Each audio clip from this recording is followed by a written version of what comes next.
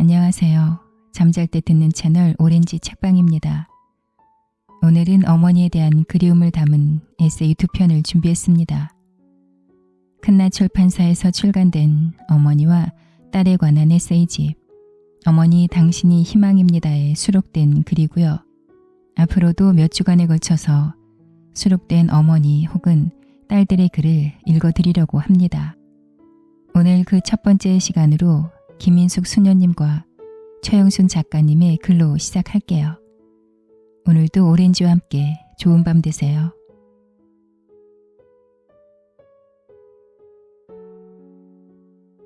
어머니는 울지 않는다. 최영순. 어머니는 신발가게 분홍신의 주인이었고 충주 엄정면에서 소문난 욕쟁이였다. 어머니에게서 산 까만색 에나멜 구두를 바꿔주지 않는다는 이유로 생선가게 김씨 아주머니는 어머니를 팥쥐 어멈이라고 부르기도 했다. 어머니는 한 번 판 신발은 절대 바꿔주지 않았다. 작다고? 그럼 자고 나서 기지개 켜듯 발을 쭉 늘려봐. 크다고? 그럼 서방품에 착 안긴 것처럼 발을 오므려봐. 빛깔이 마음에 안 든다고? 그럼 정을 붙이려고 애써봐. 세상사 다 맘먹기에 달린 거니까. 어머니의 천연덕스러운 말에 모두들 다시는 오나봐라 하며 찬바람을 일으키고 나갔다. 그러나 어머니는 걱정하지 않았다. 나같이 모양나는 신발을 싸게 파는 사람 있으면 나와보라고 해. 그래서인지 마을 사람들은 툴툴거리면서도 어머니의 신발 가게를 찾았다. 어머니는 우리 오형제에게 신발 가게에 있는 새 신발을 마음껏 신게 했다. 팔려고 내놓은 새 신발을 애들한테 그렇게 신기면 누가 사? 아버진 못마땅한 듯 혀를 끌끌 차곤 했다. 아버지뿐만 아니라 동네 사람들한테 항의를 받기도 했다. 그때마다 어머니 대답은 한결같았다. 제대로 먹이지도 못하고 입히지도 못하는데 신발이라도 마음대로 신게 해야지. 애들이 신발 한두 번 신는다고 그새 달캐를 하나 망가지기래. 왜들 그래? 어머닌 자신이 신발 가게를 하는 게 돈을 벌기 위해서라기보다는 자식들한테 마음 놓고 고운 신을 신기기 위해서인 것처럼 당당했다. 그래서 우리 오영재는 매일 마음에 드는 신발을 골라 신고 학교에 갔다. 얼마나 신이 나던지. 아버지가 의사인 순정이도 나처럼 매일 다른 신을 신고 오지 못한다는 사실이 내 양어깨를 더욱 으쓱이게 만들었다. 어머니 덕분에 우리 오영재는 기죽지 않고 활기차게 학교에 다닐 수 있었다. 어머니는 아버지가 돈벌이를 못하고 집에서 낡은 잡지나 뒤적이며 시간을 보내는 걸 안타까워했다. 아버지 무능이 자식들의 길을 꺾어 놓을까봐 걱정했다. 그러나 아버지를 타박하지는 않았다. 오히려 시장 상인들이나 손님들한테 부탁해서 얻은 신문이나 잡지책을 아버지에게 갖다 주었다. 엄마 혼자 힘들지 않아? 아버지도 가게 나가서 좀 돕지. 어머니가 허리에 파스를 붙이는 걸 보고 큰언니가 말했다. 손바닥만한 가게에 영감각시 마주보고 뭐 하려고. 어머닌 돈 한 푼 못 벌어오는 아버지에게 별 유감이 없는 듯했다. 어느 날 아버지가 투고한 시 한 편이 아버지 사진과 함께 잡지에 실렸다. 어머니는 아버지의 글이 실린 잡지책을 온 동네에 들고 다니며 자랑했다. 이런 시골 마을에 시인이 한 명 탄생했으니 영광이라고. 그동안 내 남편은 이런 좋은 시를 쓰기 위해 집안에서 많은 공부를 했노라고. 그런데 무식한 인간들이 놀고 먹는다고 빈정댔으니 기가 찰 노릇 아니냐고. 순박한 마을 사람들은 어머니 말에 고개를 끄덕였다. 잡지에 아버지 이름 석자와 사진이 실려 있는 게 너무 놀랍고 신기했던 것이다. 물론 어머니는 그동안 수십 편의 시를 보냈고 나이도 있으신 분이라 격려 차원에서 뽑았지만 어디서 본 듯한 느낌이 들고 여기저기서 짝있게 한 것 같다며 자기 목소리를 내야 좋은 글이 될 수 있다는 심사평은 가위로 싹둑 오려버린 지 오래였다. 졸지에 시인이 된 아버진 마을 사람들에게 전에 못 받은 따뜻한 대접을 받았다. 어머니가 서울 사는 이모한테 부탁해서 회색 베르모까지 구해 아버지 머리에 얹어놓으니 참말로 시인 같았다. 그동안 우리 집을 찾는 사람들은 우리 집 마당에 서 있는 대추나무 때문에 대추나무 집이라고도 하고 분홍신 가게 주인집이라고도 했는데 이제는 당당히 시인의 집이 되었다. 나는 마을 사람들이 아버지를 평생 놀고 먹는 팔자 좋은 사람이라며 빈정대지 않아 좋았다. 어머닌 변변한 직업 하나 가져보지 못한 아버지 탓에 가난을 친숙한 이유처럼 받아들이고 살아가는 자식들이 행여 무시당할까봐 몹시 신경을 썼다. 아버지를 시인으로 만든 것도 어머니가 누구에게도 지지 않으려고 목소리 크고 욕을 잘하는 것도 다 그것 때문이었다. 여름 방학을 앞두고 장대비가 내리던 날 어머니는 눈물과 빗물로 범벅이 된 남동생을 다그쳤다. 사내 자식이 뭐 때문에 울어? 사내는 아무 때나 울면 안 되는 거야. 어머니는 남동생을 큰 소리로 나무랐다. 그러나 동생이 학교에서부터 집까지 1시간이나 되는 거리를 비를 쫄딱 맞으며 울면서 온 사연을 나에게 듣고는 얼굴이 백지장처럼 창백해졌다. 육성회비를 내지 못한 동생은 선생님에게 손바닥을 10대나 맞은 것 물론 방학책도 받지 못했던 것이다. 그날 어머닌 아직 말짱하다고 손사래를 치는 생선가게 김씨 아주머니에게 고무신을 2켤레나 강제로 안기곤 돈을 받아 그 길로 학교로 달려갔다. 동생이 그랬던 것처럼 장대비를 다 맞으며 난 어머니가 걱정이 되어 귀퉁이가 찢어진 파란 비닐 우산을 들고 뒤를 쫓았다. 어머니가 선생님과 싸울 것 같아서 조마조마했다. 그러나 어머닌 언성도 높이지 않았다. 차분한 목소리로 죄송하다며 고개를 숙였다. 아이가 숙제를 안 해왔거나 공부 시간에 장난을 쳐서 선생님께 꾸중을 들었다면 제 마음이 이렇게 아프지 않을 겁니다. 부모 잘못 만나서 그렇게 된 것이니 절 혼내주십시오. 제 손바닥을 때려주십시오. 어머니는 손바닥을 내밀었다. 선생님은 어머니 손을 잡으며 죄송하게 됐다고 어머니처럼 고개를 숙였다. 어머니는 고무신 2켤레 값을 교탁 위에 올려놓으며 말했다. 선생님도 아실지 모르겠지만 영호 아버진 시인이에요. 시인은 돈 못 벌어요. 하지만 훌륭한 직업이죠. 저 혼자 벌어서 애들 가르치려니 만만치 않아요. 앞으로도 육성회비 제 날짜에 못 낼지 모르겠어요. 좀 늦어져도 꼭 낼 테니까 한 가지만 부탁드릴게요. 어머니 부탁은 아이들 앞에서 야단치지 말고 조용히 따로 불러서 야단쳐 달라는 것이었다. 어머니는 막내 아들의 자존심을 지켜주고 싶었던 것이다. 찢어진 비닐 우산을 어머니와 함께 받쳐들고 돌아오는 들길에선 향긋한 풀냄새가 났다. 갑자기 어머니가 큰 소리로 노래를 부르기 시작했다. 아빠하고 나하고 만든 꽃밭에 봉숭아도 채송아도 한창입니다. 기분 좋을 때 부르는 게 노래 아닌가? 엄마, 기분 좋아? 기분 좋아지라고 노래 부르는 거야.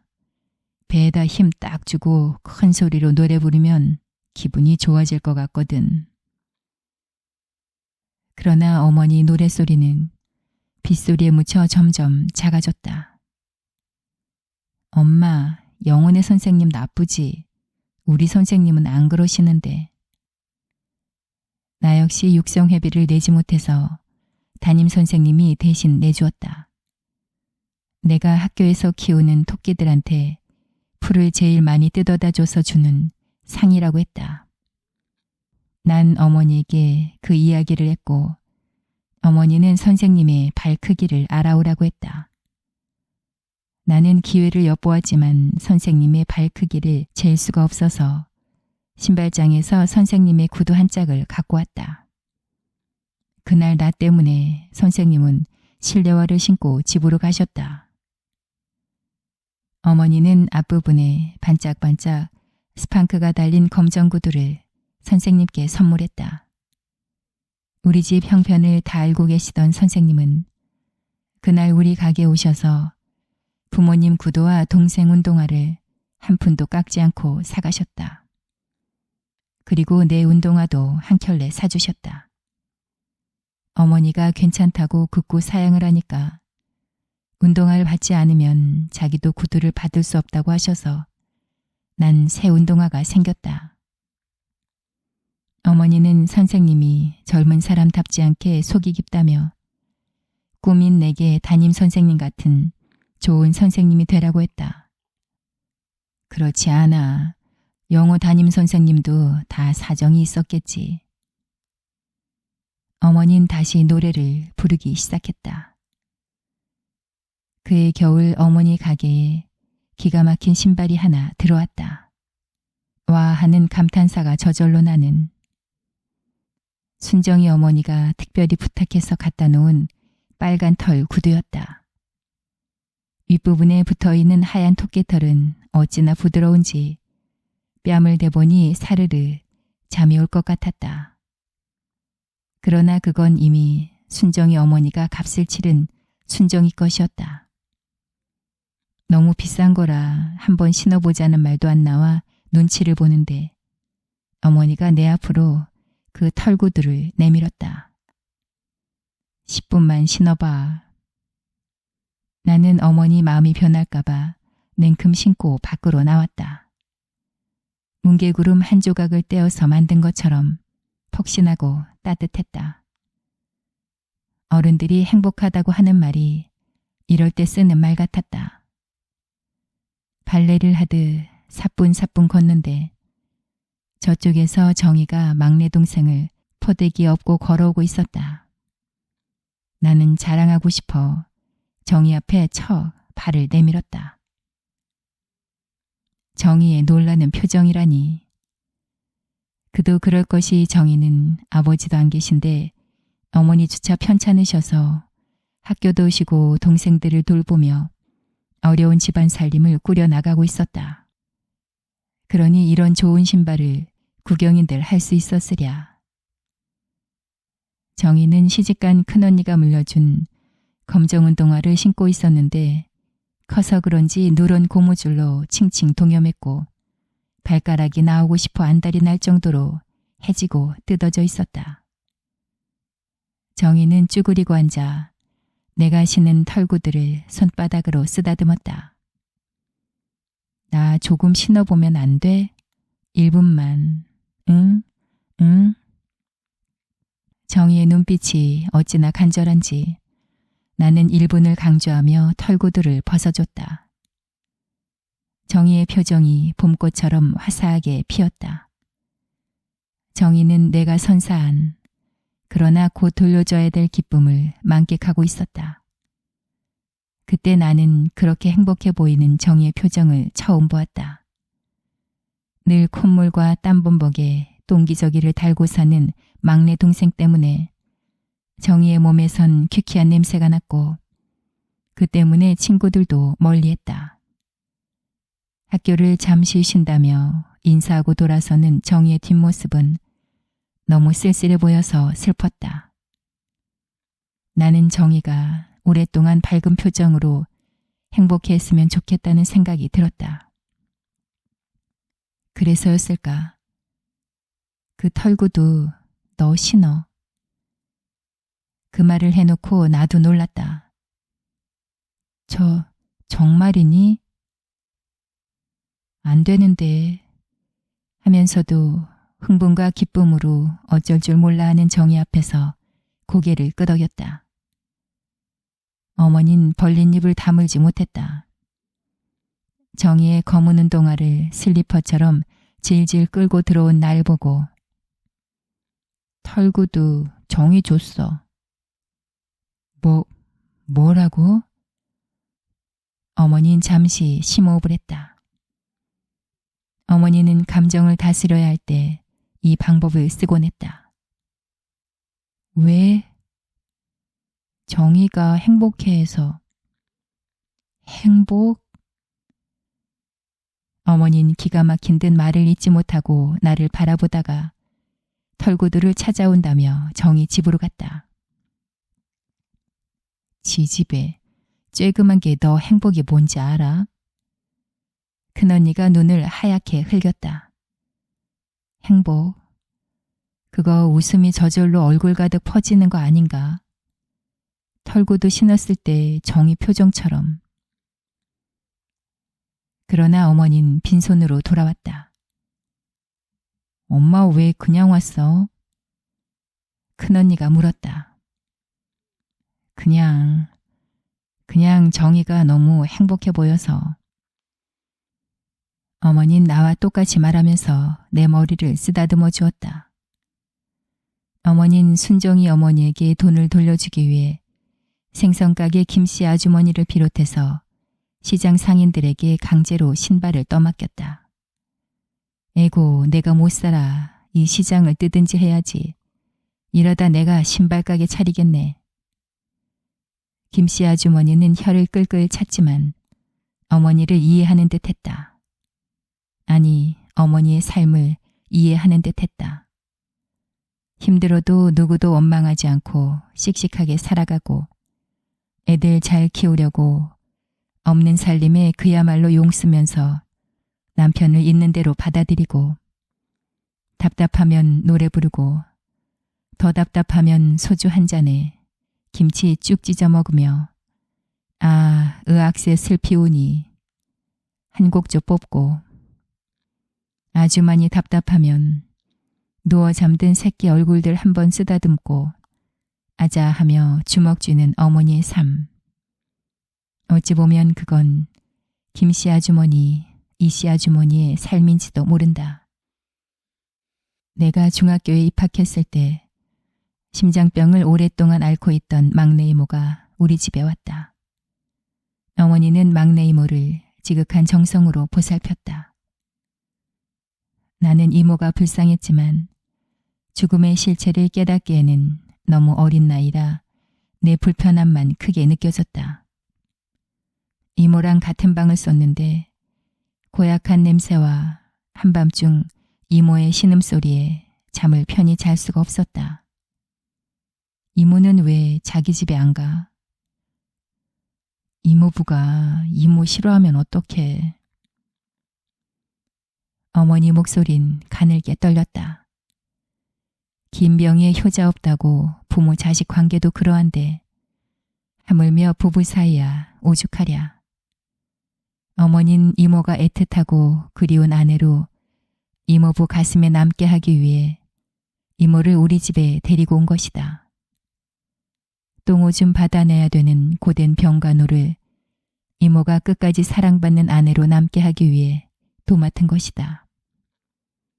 상 한 번 찡그리지 않고 병간호를 해내는 어머니 모습은 어린 마음에도 존경스러웠다. 햇빛이 부채살처럼 쏟아지는 창가에 앉아 이모의 머리를 빗겨주면서 이모랑 함께 화음을 넣어가며 새못이 옥색 치마 금방 물린 저 댕기에 이렇게 노래를 부를 때의 자매의 모습은 명화의 한 장면처럼 가슴을 뭉클하게 했다. 막내 이모의 병간호는 시작에 불과했다. 어머니는 아들이 없는 집안의 맏딸로서 외할머니, 외할아버지가 중풍으로 쓰러지시자 꼬박 6년 동안 똥오줌을 받아내야 했다. 도대체 어머니의 힘은 어디에서 나온 것인가? 나는 그것을 나이 40 중반에 깨달을 수 있었다. 의무나 책임만이라면 그렇게 고단한 일을 지치지 않고 해낼 수 없었을 것이다. 팔자련이 하는 체념으로도 그렇게 힘든 일을 씩씩하게 해낼 수는 없었을 것이다. 평생 돈 한 푼 벌어오지 못하고 남편이라기보다는 자식같이 어머니에게 의지해서 사신 아버지를 미워하지 않는 일도 쉽지 않았으리라. 어머니는 남편과 자식들을 사랑했지만 무엇보다 자신의 삶을 사랑했던 것이다. 타고난 팔자나 거약할 수 없는 숙명이 아니라 어머니는 자신 앞에 놓인 인생이라는 흰 도화지 위에 자기 스스로 그림을 그려나갔던 것이다. 여자의 진정한 독립은 나만의 방, 나만의 시간, 나만의 저금 통장이라는데 어머니는 그 세 가지가 없었음에도 의존적인 삶이 아니라 자신이 주체가 되는 삶을 사셨던 것이다. 그 힘은 가족과 자신의 삶을 사랑한 데서 온 것이 아닌가 생각한다. 모녀의 하룻밤, 김인숙. 썩을 놈의 수녀 생활. 너 혼자 끙끙대며 일한다고 누가 알아준다든. 아파도 쉴 수가 있나 원. 그렇게 안 살아도 다 밥 먹고 살아. 방문 하나 건너 거실에 앉아 어머니는 화가 섞인 푸념을 쉬엄쉬엄 계속하신다. 난 몸이 아픈 게 아니라 참을미 때문이라고. 조금 누워있으면 괜찮을 거라고 말씀드리고 싶지만 메슥메슥한 속이 내 의지를 무참히 꺾어버린다. 아니, 이런 경우엔 그저 아무 변명도 하지 않고 침묵을 지키는 편이 더 나을 것이다. 어머니는 늘 말씀하시지 않는가? 지금은 젊어서 괜찮다만 늙으면 누가 널 돌봐줄 거나. 수녀들은 나이 들면 어떻게 산대냐 물으시곤 아이고 아이고 늙어서가 걱정이여 라고. 이제는 세월이 흐르고 또 한 번 흘러가고 있으니 안심해도 되건만 어머닌 딸년이 도대체 수녀원 안에서 무슨 재미로 사는지 아리송하고 언제 소방 맞아 돌아올지 모르는 자식처럼 여전히 마음이 놓이지 않는 모양이다. 나는 한참을 잤다.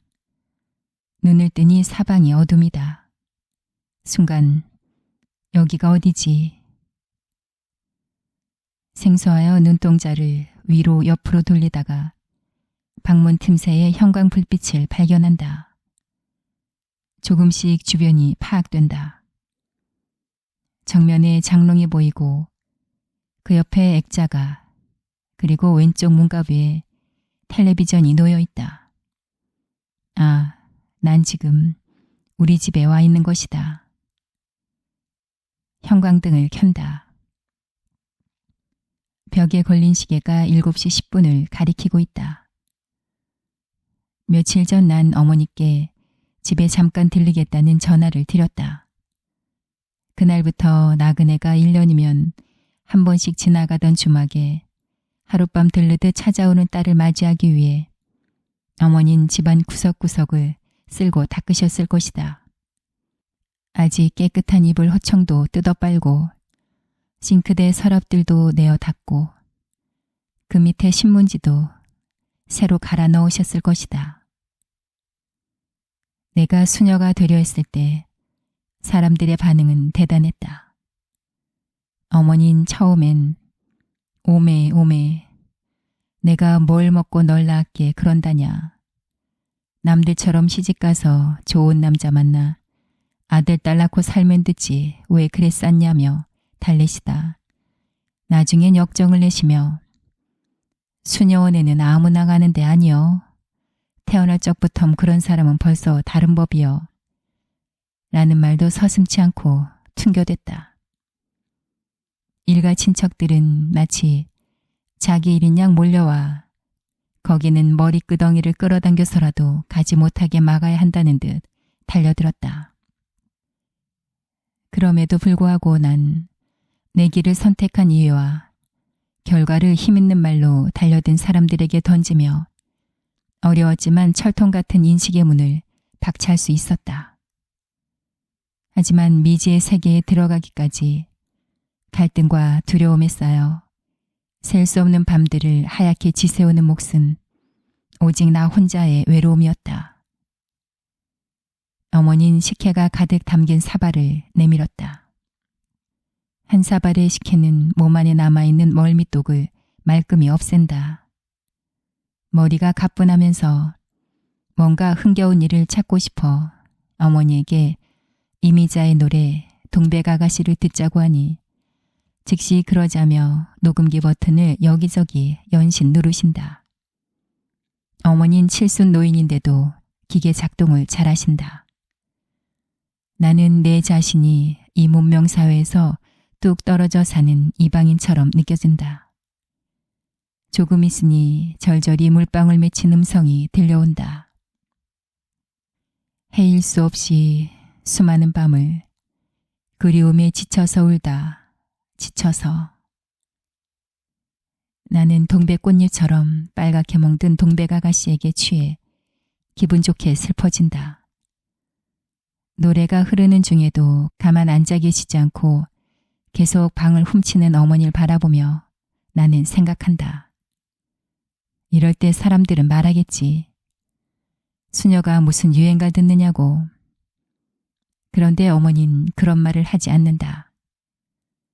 어머니 눈엔 내가 수녀로 보이지 않는 듯 지금도 깊어가는 가을밤 당신과 함께 앉아 TV 드라마를 보던 그 시절 그딸 그대로의 자유를 즐기게 하신다.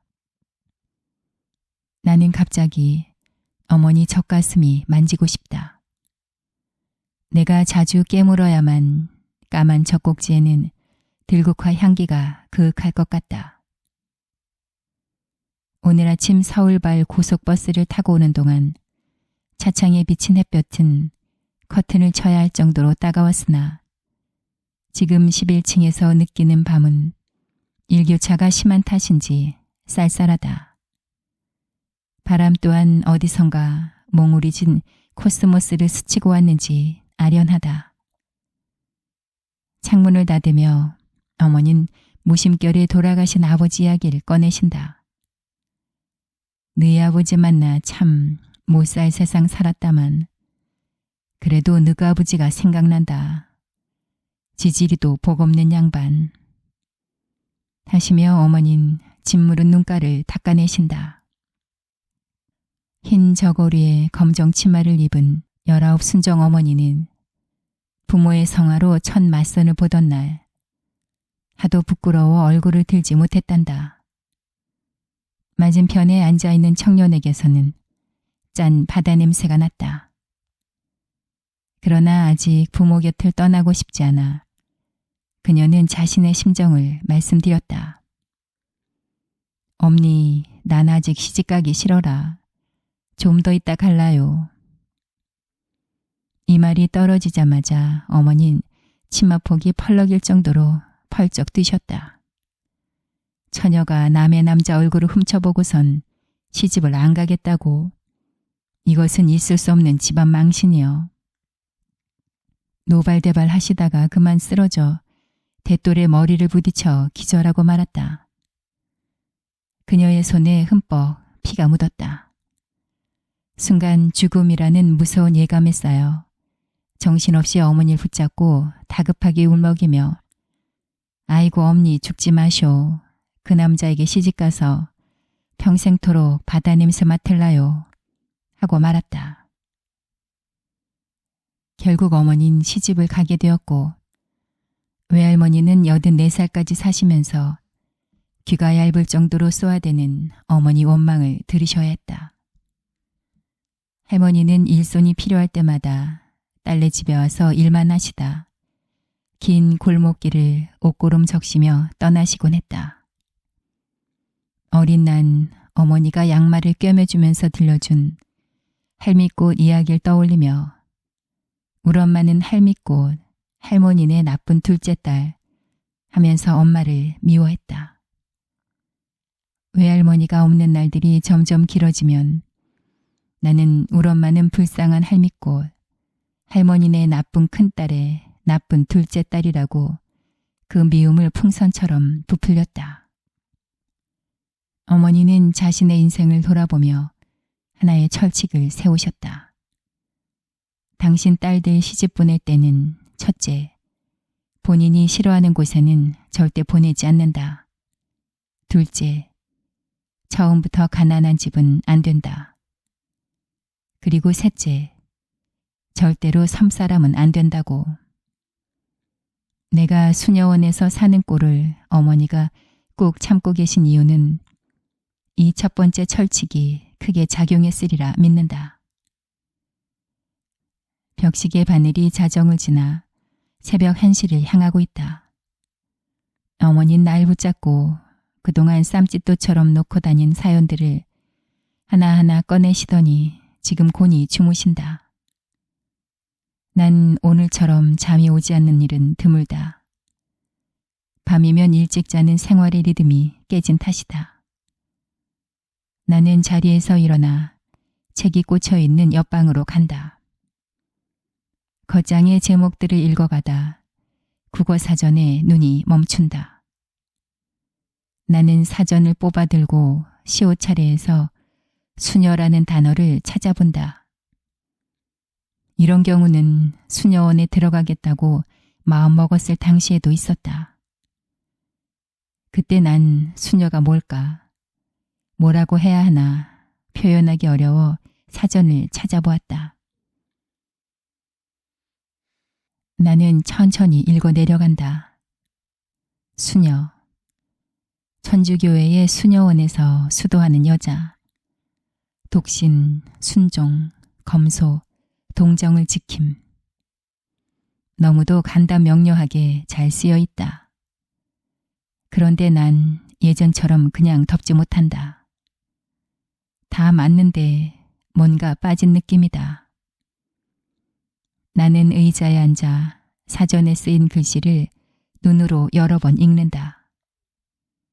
그런 후 책상 서랍에서 볼펜을 꺼내들고 잠시 생각에 잠기다 마지막 지킴이라는 단어 끝에 줄을 긋는다. 쭉 사전 위쪽으로 올린다. 그리고 거기 빈 공간에 작은 들꽃 한 송이를 그려 넣는다. 나는 다시 돌아와 가만히 어머니 곁에 눕는다. 몸을 조금 일으켜 비스듬히 옆으로 하고 주름투성이 어머니 얼굴을 본다. 예전엔 한 입을 덮고 자면서 얼음장같이 찬 어머니 발을 내 발로 녹여드린다고 비비적거렸는데 나는 살며시 손으로 어머니 발을 만져본다. 따뜻한 체온이 옮겨가는구나 싶은데 어머니가 깜짝 놀라며 벌떡 일어난다. 나는 약간 무안하기도 해서 꿈꾸셨냐고 묻는다. 어머니는 고개를 푹 숙이고 머리를 옆으로 흔드신다. 물 드실래요? 아니다, 가만히 있거라. 한참을 그렇게 앉아 계신 후 손짓으로 윗목에 놓아둔 틀니를 가져오라 하신다. 물에 담긴 틀니를 집어내어 익숙하게 잇몸에 맞추시는 어머니. 이마에 번드르르 식은 땀이 배어있다. 어쩜 저렇게 늙으셨나. 새삼스럽다. 어머닌 또 담배를 가져오란다. 라이터를 켜 불을 당기면서 나를 옆으로 쳐다보시더만 화가 난 사람처럼 등을 돌려버린다. 갑자기 어머니와 나 사이에 거리감이 생긴다. 못된 것, 이제 넌 거기서 살아야지야. 한우물 파야지. 아니, 너무 이상하다. 왜 저러시나. 무겁게 내려앉은 어머니 목소리는 내 가슴을 계속 짓누른다. 어머니는 아직 다 피우지 않은 담배를 재떨이 대용인 참치캔 속에 힘주어 비벼 끄신 후 그것을 창문 쪽으로 밀어버린다. 독한 것. 내 이런 꼴 안 보이려고 했다만. 어머니는 벽을 향해 힘없이 말씀을 이어가신다. 이렇게 잠을 깨고 나면 아무리 잠을 자려 해도 잠이 와야지. 넌 다 잊었을 것이다. 편지 한 장 달랑 써놓고 자식이 없어질 땐 내 눈에 흙이 들어간 데를 널 볼까 싶었다. 그런데 자식이 뭔지 날마다 물 떠놓고 이날까지 빌었다. 애미 심정을 네가 알기나 하냐? 자식을 낳아봤어야 알지. 나는 이불깃만 만지작거린다. 이런 말에서 뭐 하겠냐만 어서 자거라. 어머니는 이불을 들고 급히 방을 나가신다. 가슴에 묻어둔 말과 행동과 생각은 어느 땐가는 다 튀어나오고 마나보다. 나는 믿었던 사람이 갑자기 떠난다고 했을 때 그가 남아있어 주길 간절히 바라듯 어머니가 문을 열고 들어와 주길 기다린다. 그래, 어머니 말대로 난 모를 것이다. 그것만큼은 인정한다. 내가 아무리 남을 위해 산다 한들 부모 마음엔 발벗고 뛰어도 따라갈 수 없다는 것을. 그러나 나 또한 변명 아닌 변명은 있지 않는가. 한밤중에 울리는 수녀원 전화벨 소리. 행여 어머니에게 무슨 일이 있다는 소식인가. 깨어 가슴 두근두근. 누군가 그 전화를 받아 덜커덕 끄는 후에도 혼자 견디는 그 고독감. 입안에 혹이 생겨 마취가 되지 않는 상태에서 생사를 찍고 수술을 해야 했을 때 난 어머니에게 알리지 않았다. 그것이 모친에 대한 나의 사랑 표시라 여겼다. 그러나 어머니 말대로 난 두 다리 뻗고 언제나 잘도 잤다. 아니, 늘 잠이 부족하여 잠자리에 드는 순간이 제일 행복한 시간이었다. 한 하늘 밑에서 어머닌 벌떡벌떡 깨어 없는 자식 찾을 때 나는 세상 모르고 잘도 퍼잤다. 금방이라도 주르륵 쏟아질 것 같은 액체를 꾸역꾸역 집어넣으려 쉴 새 없이 눈을 깜빡거린다. 잡을 수 없는 시간의 끝자락을 잡고만 싶은 하룻밤의 아쉬움. 올 때와는 달리 짐이 하나 더 늘었다. 오른쪽 어깨엔 몇 가지 책과 필수품이 든 가방을 메고 왼손엔 사이다병 5개가 담긴 헝겊 가방을 들었다. 어머니가 짜준 참기름이다. 신을 신으며 나는 나오지 마시라고 말린다. 이제 들어가세요. 여기 좀 같이 가면 뭐해요. 지하철은 금방 오면 타니까 그만 가세요. 내 말에 일리가 있다 여기셨는지 어머닌 그제야 걸음을 주춤하신다. 그래, 네 말이 맞다. 좀 같이 더 가면 뭐 할 거냐. 사람들은 우리 두 모녀를 지나쳐 계단을 내려간다. 어딜 가나 잘 살아야 된다. 아무거나 주는 대로 먹고. 넌 나 있고 살란가 모르지만 애미는 자식 있고 못 사는 법이다. 목이 콱 막히고 가슴이 속빈 무처럼 휑하다.